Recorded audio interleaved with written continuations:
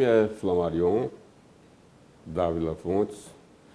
Eu sou filho de Teófilo Fontes de Almeida, Marieta Dávila Fontes, ambos falecidos, infelizmente. E nasci na cidade de Lagarto. Sou Bapajapca da Gema, nasci no dia 22 de fevereiro de 1939 e me formei na Universidade Federal de Sergipe no ano de 1976, mais exatamente 12 de dezembro, a data que é dedicada aos advogados, e me submeti ao concurso público de promotor de justiça em 1978 e 2 anos depois fui nomeado como promotor de justiça da comarca de Cedro de São João. Ao depois, participei como promotor de justiça, antes da minha aposentadoria, em 1985, em outubro de 85, participei de diversas outras comarcas, como, por exemplo, Maruim, Laranjeiras, Nossa Senhora do Socorro, e vim a me aposentar como promotor de justiça na comarca de Itabaiana. Esse foi o meu percurso após a minha formatura como bacharel e após o meu ingresso no Ministério Público do Estado de Sergipe.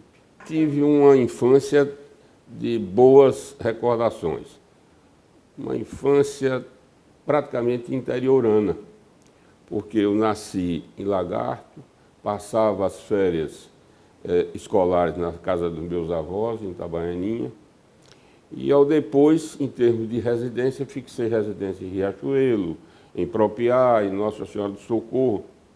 Isso porque meu pai era funcionário público do Ministério da Fazenda e atendia sempre transferências funcionais nesse período em que nós vivemos. Então, o senhor estudou em várias escolas? Várias escolas no interior do estado. A melhor delas, para mim, foi a de Propiá.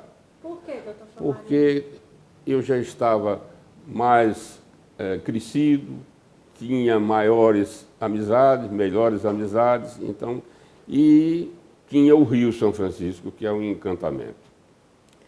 E Propiá também naquela época era conhecida como a princesinha do A princesinha do São Francisco. Né? Tinha uma vida social. Exato, exatamente. Tinha uma vida social do tênis clube, do Cavaleiro da Noite. Eram locais muito frequentados pela sociedade local. Depois desse período, nós viemos em definitivo para Aracaju, onde a minha juventude transcorreu com alegria, boas amizades. Tendo nesse período de Aracaju, eu estudei durante esse período no Jackson de Figueiredo. Ao depois passei para o Colégio Tobias Barreto, mas terminei o curso científico já no Colégio Ateneu Sergipense. Do Colégio Ateneu, os professores, em especial a professora Tetes, que foi diretora lá do Ateneu, o professor de matemática, doutor Pereira, era um físico, químico, que trabalhava no Barreira Horta. Então, esse período nos traz, até hoje, boas recordações. Aracaju era bem diferente também, Muito né? diferente, pacato, muito família. Então, era uma época muito boa de se viver aqui em Aracaju. E quando o senhor terminou o científico, o senhor já pensava em fazer direito ou só foi trabalhar? Não, numa das primeiras experiências minhas de trabalho, eu fui funcionário da Superintendência Nacional de Abastecimento, a conhecida SUNAB, onde eu assessorava o grupo diretor da época, nessa repartição. Logo depois eu deixei a SUNAB e fui nomeado pelo governo do estado como tabelião substituto do cartório do 5º ofício de notas, o cartório Amintas Garcês. Nesse local de trabalho é que eu acho que surgiu a minha vontade pela carreira de direito. Por que isso? Porque lá eu convivi com muitos advogados, eu convivi com muitas pessoas que eram ligadas ao Poder Judiciário na época, e isso me trouxe, talvez, ou melhor dizendo, com certeza, o gosto pela profissão. Mas logo depois que eu saí do cartório, eu fui trabalhar na iniciativa privada, na Brantly Drilling Company, que era uma companhia americana do ramo de perfuração de petróleo, que se estabeleceu aqui em Sergipe, contratada pela Petrobras. E quando saí da Brantly, fui trabalhar na administração do Porto de Aracaju, que tinha sido recém-instalado, e aonde, depois de longo tempo, eu fui, inclusive, o administrador do porto daqui de Aracaju. O porto funcionava onde? Funcionava na região ali do mercado, logo ao lado do moinho de trigo de Sergipe, que hoje é a estrutura utilizada pelo mercado municipal de Aracaju. Tinha muito movimento no porto? O movimento maior do porto era exclusivamente dedicado à Petrobras. A Petrobras é quem movimentava, em razão das perfurações existentes no campo de Carmópolis, toda a estrutura do porto de Aracaju. Não é como hoje tem o porto na região de Santo Amaro das Brotas, que foi construído, inclusive, com toda a ajuda da Petrobras, mas que tem uma destinação mista de cargas e etc. Naquela época era só o petróleo? Só o petróleo, era. Só o senhor gostava de trabalhar lá? Muito, muito, muito, muito. Primeiro porque eu me casei cedo. Surgiram os deveres não só do casamento, mas as obrigações de sustento familiar. Eu tenho uma família composta de um filho homem, que é o atual procurador do Estado, do Ministério Público Estadual, o doutor Eduardo Dávila, e 3 jovens que são uma arquiteta e as outras 2 são professoras. Então, isso me motivava a trabalhar, né? Porque eu tinha uma responsabilidade advinda desse casamento, dessa união, que resolvi depois fazer direito para exatamente motivar até os outros da minha família pela carreira, como aconteceu com o meu filho varão, o doutor Eduardo, que é, como eu já disse, o procurador do Ministério Público do Estado de Sergipe em termos atuais. Eu não me formei muito jovem, mas até, de certo modo, maduro, porque o meu bacharelado vem aos 37 anos de idade, né, quando eu me formei em 8 de dezembro de 76. Nessa turma da Faculdade de Direito, a minha turma, seria até bom eu fazer esse registro. Quando nós fizemos o concurso para promotor de justiça, em 1978, e que houve a minha nomeação como promotor em 1980, nessa mesma turma de bacharéis surgiram, no concurso de 78, 6 promotores de justiça. Foram aprovados nesse mesmo concurso. Aderbal Oliveira foi um dos que foi aprovado nesse concurso. Flamarion, um dos aprovados. José Luiz Melo, até falecido, foi um dos aprovados. José Renato Lima Sampaio, outro. Marcílio de Siqueira Pinto, outro aprovado. E a doutora Maria Isabel Santana de Abreu, que é a viúva de doutor Aloysio Abreu, desembargador falecido. Além desses 6, também galgou êxito nesse mesmo concurso um dos nossos professores, o professor de Direito Trabalhista, que era o doutor Moacir Mota, que hoje é um dos procuradores do Ministério Público no estado de Sergipe.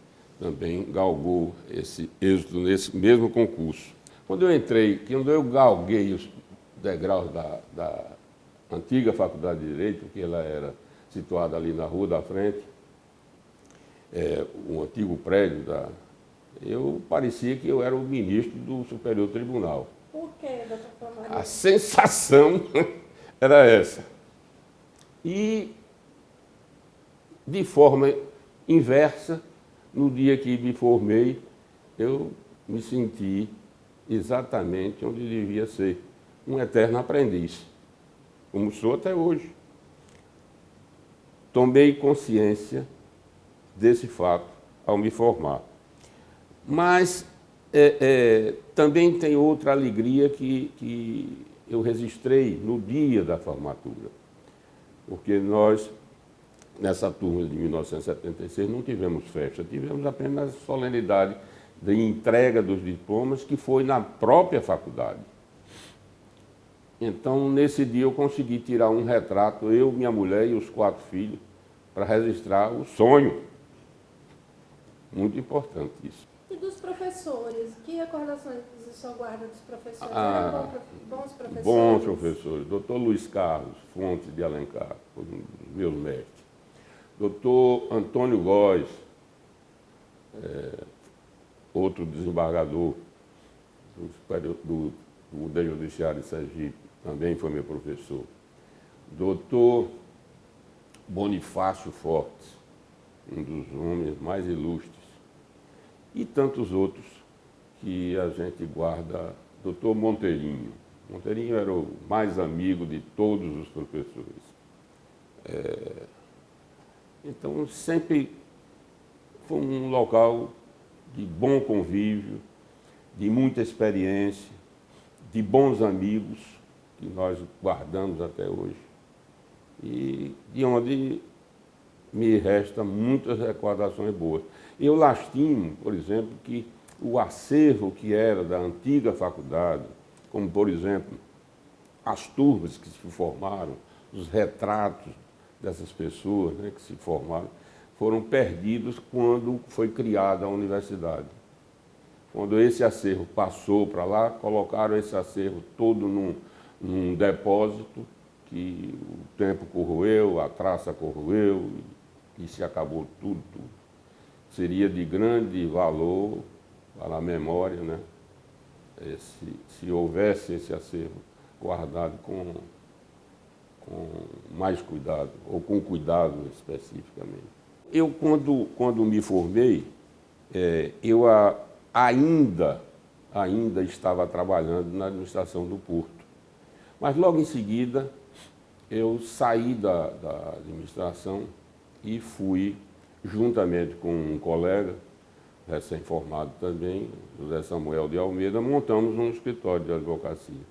Mas eu já advogava até mesmo antes de me formar, porque, como estagiário, eu fiz parte do escritório de advocacia de Hugo Costa, que era advogado e um ilustre jornalista daqui do Estado. Então, eu já praticava a advocacia antes mesmo até de me formar. E depois de formado, continuei com o mesmo afinco, e até mesmo depois de ser nomeado promotor. Por que isso? Porque, à época, a legislação não proibia a advocacia àqueles membros do Ministério Público. Só proibia a advocacia do membro do Ministério Público se ele tentasse exercitá-la na comarca onde ele servia. Ali ele era proibido de advogar, mas nas outras comarcas lhe era permitido. Olha, o concurso do Ministério Público vem nessa toada da melhora e da ambição pessoal por esta melhora de vida e da capacitação profissional. Isso foi que me motivou a vir a fazer o concurso para o Ministério Público. E aí, quando o senhor foi nomeado a primeira comarca, o senhor disse que foi Cedro, né? Cedro é um pouquinho distante. Como é que era essa rotina? Haviam três comarcas vagas na época que nós fomos nomeados. Os promotores a serem nomeados naquela época era o doutor Manuel Pascoal, Dávila Navu, que morreu recentemente, Gilson Monteiro e eu.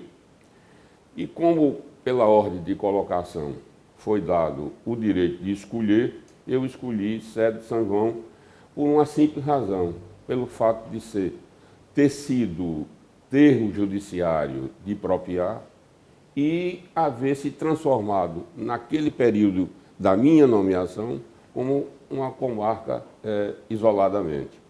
Então, eu fui o primeiro promotor de justiça de Cedro de São João quando comarca, como a doutora Geni Schuster foi a primeira juíza de Cedro de São João, juntamente comigo, quando transformado Cedro em comarca. O Cedro de São João tinha uma característica bem peculiar, que era a capacidade e a política das pessoas de Cedro de São João.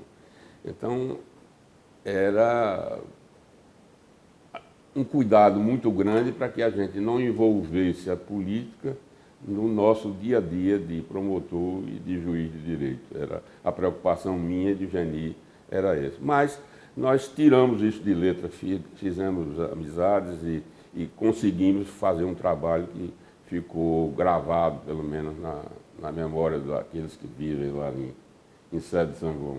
E já tinha um fórum lá? Como é que era a rotina? Não, os fóruns era uma seção de prédios das prefeituras locais. O Tribunal de Justiça ainda não tinha se dedicado a essa construção de fóruns nas comarcas do interior. Então, era um prédio que foi cedido pela prefeitura, onde foi instalado o fórum local. Isso ia ser todo dia para lá e voltar? Nós íamos na segunda-feira e retornávamos na quinta-feira. Nós tivemos uma passagem até tranquila pela região de Cedro de São João e nas outras comarcas que, eventualmente, nós íamos substituir e servir. Como, por exemplo, em Propriá, nós passamos numa época, Geni substituindo o juiz titular e eu substituindo o promotor titular de Propriá. Já era uma comarca mais avançada, com maiores problemas, com a população bem maior, né? Mas com um nível de cultura do povo que a gente sentia que havia um equilíbrio muito grande na sociedade local. Hoje é que a gente vê maiores problemas em razão do tóxico, os problemas policiais crescendo, né? Então a gente vê que houve uma modificação muito grande.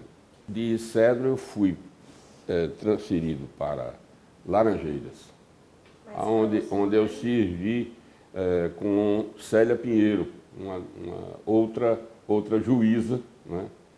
E que nós também fizemos um trabalho muito grande em Cedro. Fizemos, inclusive, logo que nós chegamos lá em Cedro, ou em Laranjeiras, nós fizemos seis semanas seguidas, aliás, 4 semanas seguidas, onde nós colocamos 60 júris em dia.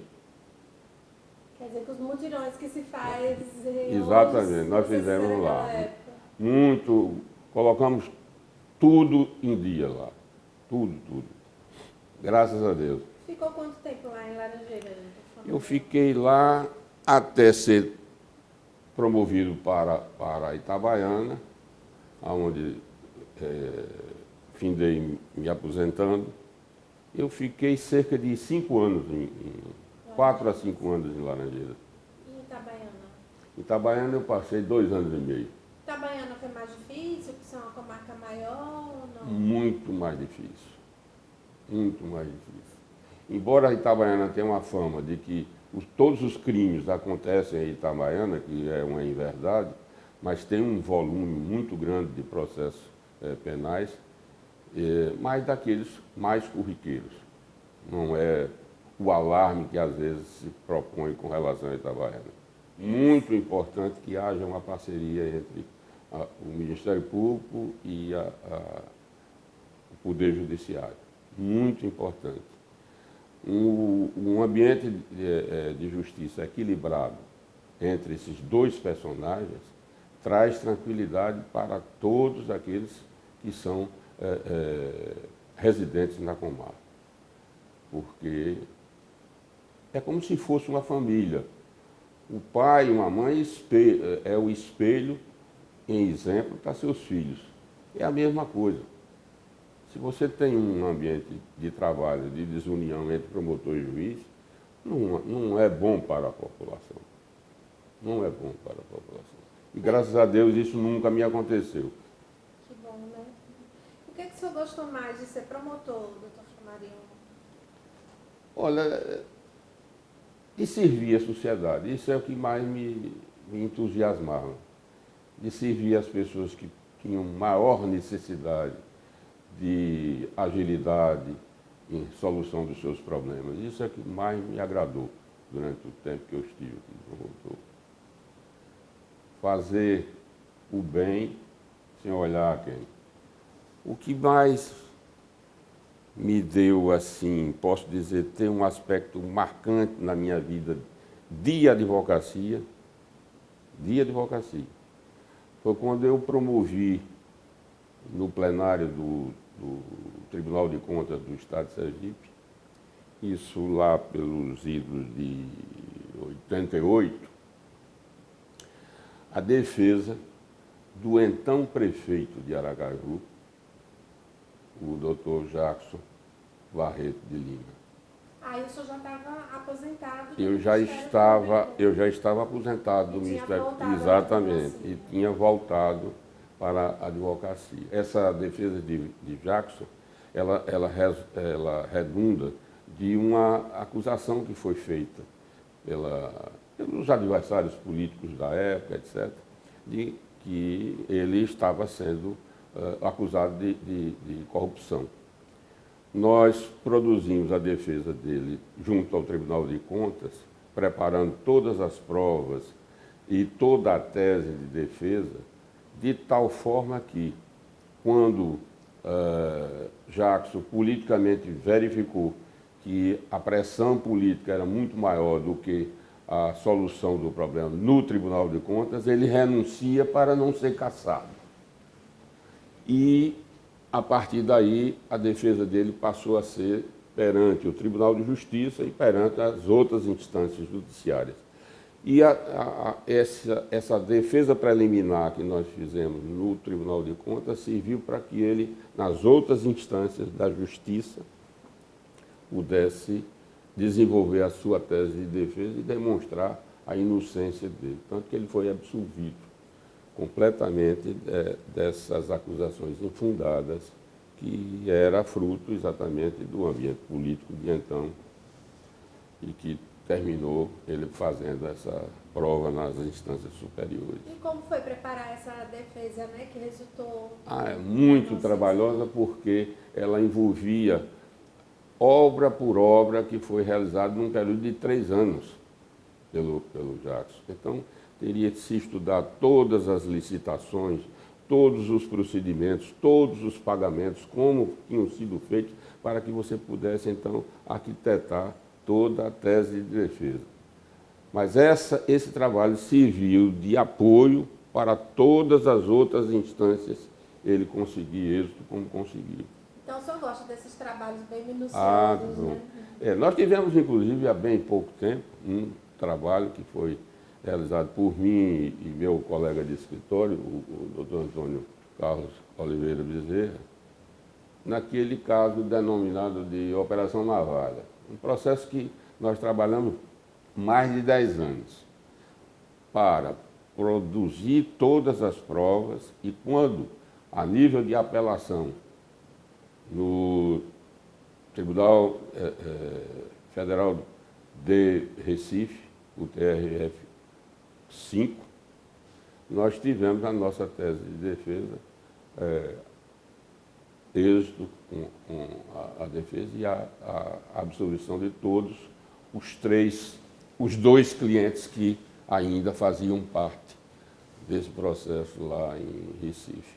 Foi para nós uma realização uma satisfação pessoal muito grande o reconhecimento pelo TRF-5 dessas provas que produzimos, enfim, desse processo que nós trabalhamos, né? Como é que o advogado se sente quando vê que todo esse trabalho, né, resulta em uma absolução, doutor Famario? O advogado, quando se entusiasma com a causa, ele parece que o assunto é com ele próprio, né?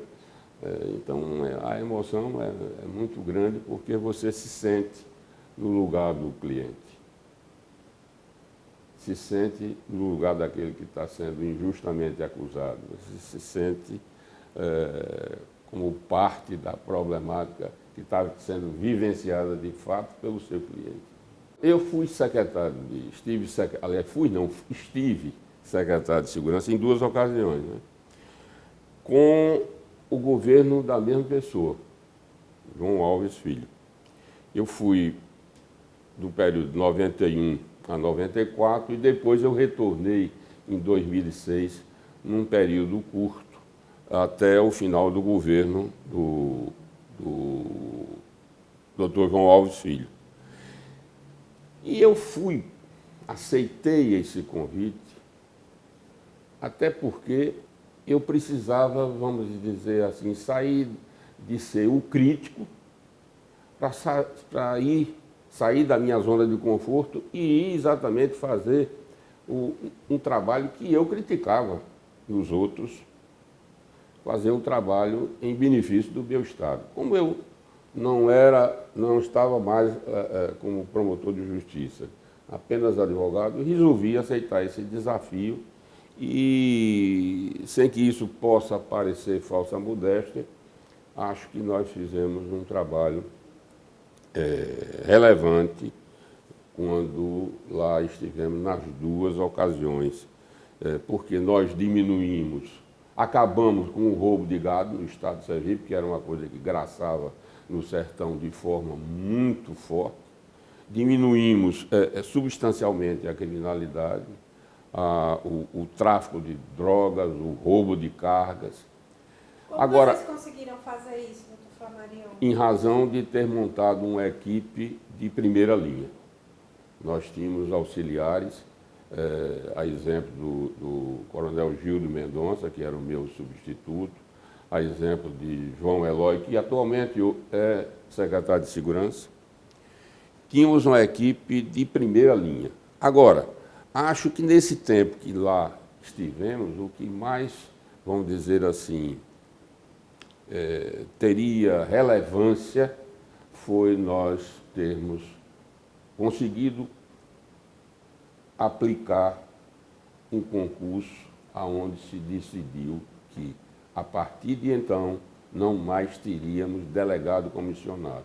Nós passamos a ter delegados de carreira, pessoas que eram formados em direito, que se submeteram a um concurso, que foram aprovados e que foram encaminhados à melhor escola de polícia do Brasil, que se situa em Minas Gerais, onde fizeram o curso de preparação para assumir cada um a sua função. Foram 19 ou 21 que naquela ocasião foram aprovados, mas acho que foi a melhor coisa que se fez no período que nós estivemos, foi acabar com a figura do delegado comissionado, que era nomeado por injunção de ordem política, pura e simplesmente. E o que é que isso mudou na segurança pública de Sergipe? A capacitação investigativa. Hoje, nós podemos dizer que temos uma polícia judiciária de primeira qualidade. Uma polícia judiciária que efetivamente elucida todos os crimes. Não temos, na estatística atual da Secretaria de Segurança Pública, um volume de crimes que não foram decifrados. Muito pelo contrário. O volume é muito pequeno porque isso efetivamente acontece. Saí da esfera pública, mas com o sentimento de que elaborei a contento a missão que me foi otorgada pelo Estado de Sergipe. Quem me deu a missão foi o Estado de Sergipe. Eu me senti realizado. O meu colega de escritório foi delegado comissionado na época e continua sendo um delegado ad hoc.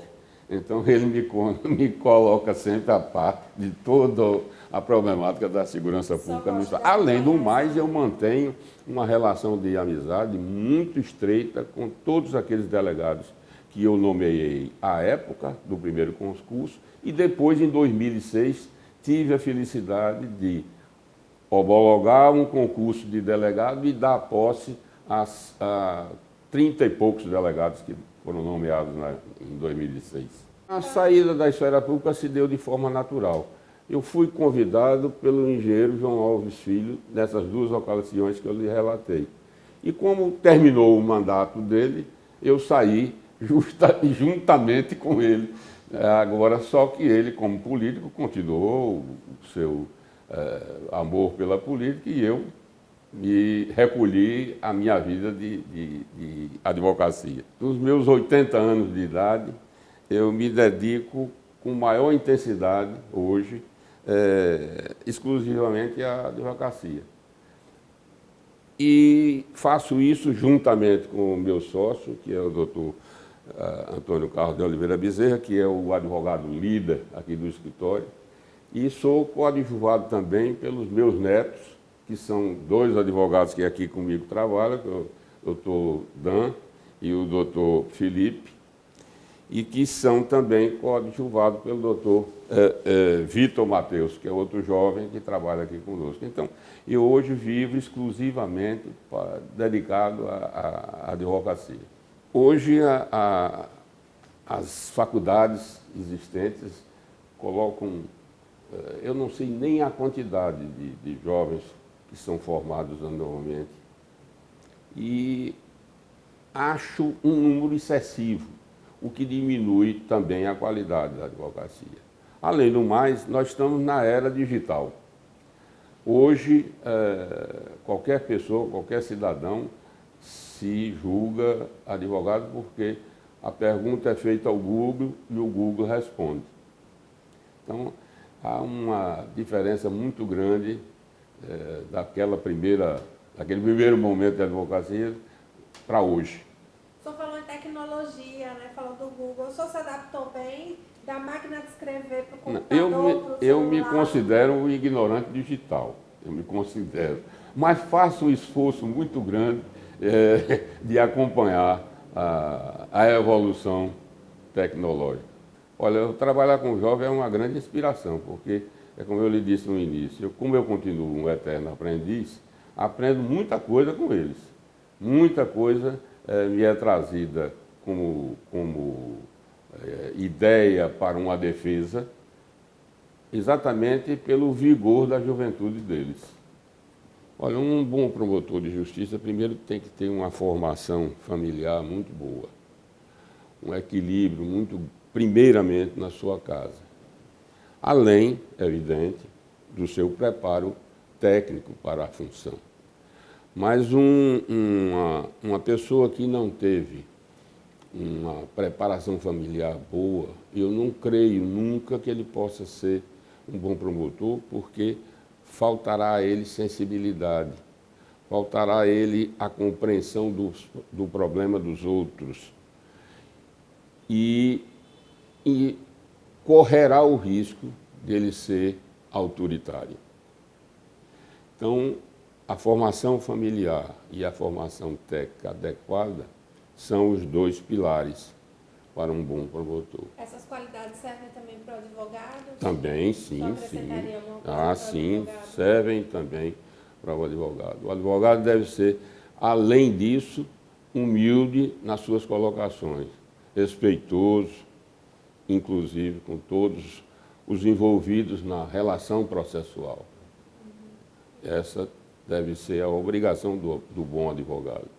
Olha, eu lhe digo que eu acho isso de extrema relevância. Sabe por quê?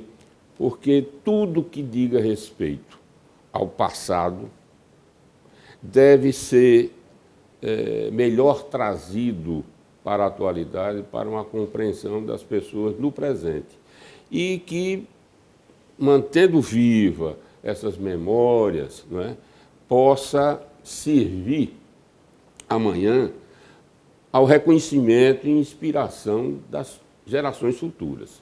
Eu acho muito importante quando se grava ou se cultua a memória, de um modo geral, cultural, jurídica, né?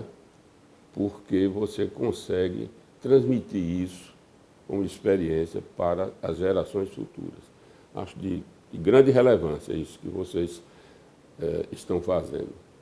Bom, a minha trajetória de vida é de uma pessoa sem vaidades, com um desejo grande de acertar. Posso dizer que das coisas que um homem sempre aspira, que é ter filhos, plantar uma árvore,